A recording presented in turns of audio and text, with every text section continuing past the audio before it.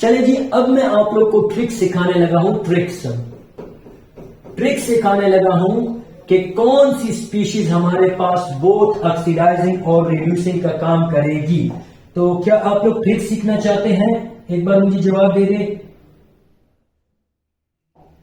क्या आप लोग ट्रिक सीखना चाहते हैं कि हमें कैसे पता चलेगा कि कौन सी species at a time reducing का भी काम कर रही है और ऑक्सीडाइजिंग का भी काम कर रही है? यानी अगर मैं आप लोगों से एमसीक्यूज में पूछूं कि which one of the following, कौन सा हमारे पास एक्ट कर रही है, which one of the following, which one of the following, which one of the following act as both oxidizing and a reducing agent, जिसको हम शॉर्ट अल्फाज में क्या कह सकते हैं, which is simply called amphoteric, जिसमें बोथ का नेचर होता है, ऑक्सीडाइजिंग का भी और रिड्यूसिंग का भी। तो चले जी, अब मैं आप लोगों से एक ऑप्शन में, ए ऑप्शन है CO, बी ऑप्शन है हमारे पास suppose that is NO, A option है हमारे पास CO, बी ऑप्शन है हमारे पास NO,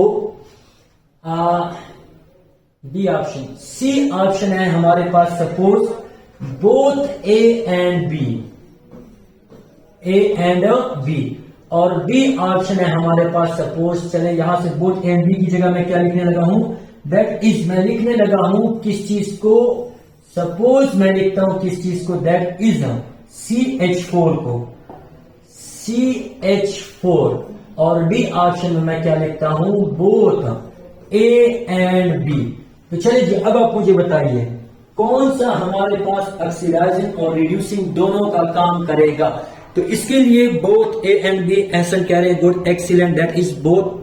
चले जी, Shahryar, Manahil, both, good, excellent, very good जी, Lobawa, Ayesha, Ishu, doctor Jerry, good, excellent. चले जी, अब बोथ ए एंड बी का ये तो मैंने लास्ट में कर लिया, डी ऑप्शन, तो इसीलिए आपको डायरेक्टली पता चल गया।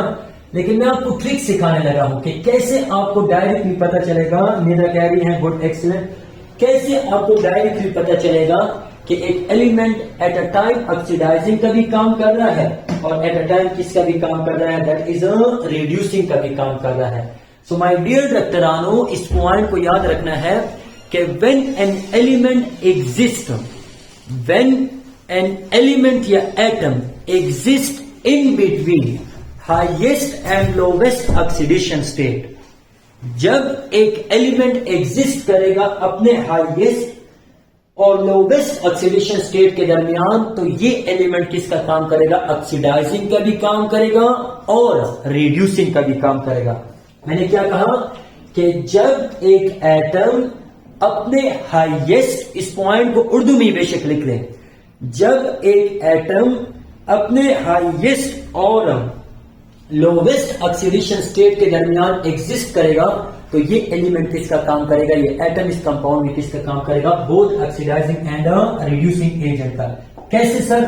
चले जी, नाइट्रोजन की अगर आप बात करते हैं तो इसका लोवेस्ट ऑक्सीडेशन स्टेट क्या होता है, दैट इज -3, और हाईएस्ट ऑक्सीडेशन स्टेट माय प्यारे डॉक्टरानो क्या होता है, दैट इज +5।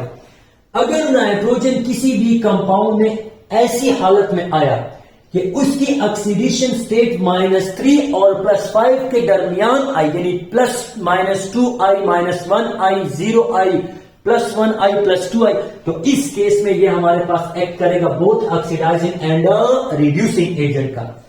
कार्बन की highest oxidation, lowest oxidation state क्या है, -4, और हाईएस्ट ऑक्सीडेशन स्टेट क्या है, +4।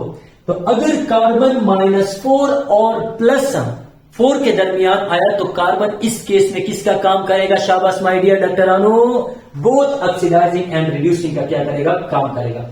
ऑक्सीजन की लोवेस्ट ऑक्सीडेशन स्टेट क्या है, -2, और हाईएस्ट ऑक्सीडेशन स्टेट क्या है, दैट इज +2।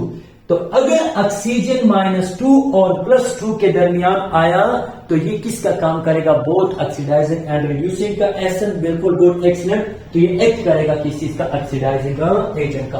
तो जनाब ऑक्सीजन की ऑक्सीडेशन स्टेट -2 है, कार्बन की ऑक्सीडेशन स्टेट क्या आ जाएगी? +2। तो इट मीन्स कि -4 और +2 के दरमियान आ रहा है, इट मीन्स ये बोथ ऑक्सीडाइजिंग एंड रिड्यूसिंग का काम करेगा।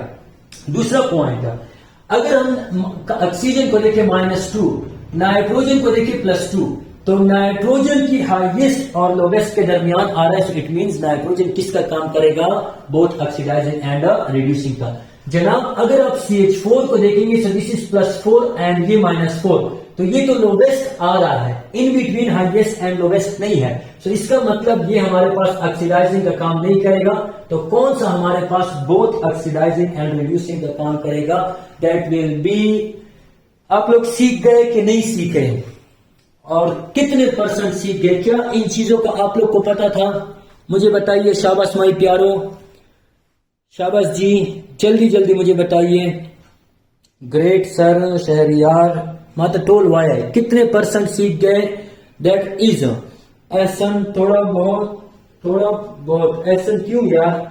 निदा 100%, बनाइल 100%, एसन दैट इज 100%, और भी बोले सब Shahryar 100%, that is doctor Jerry, Ayesha, Ehsan, Lobawa, Qasim, Khatir, आप सब बोले ना यार। डॉक्टर जेरी, यस सर, समझ आ गई सर, मुझे सही से समझ नहीं आई। एहसन, पहले थोड़ा बहुत आता था। चलें जी, कोई मसला नहीं। ये जो गुड, एक्सीलेंट।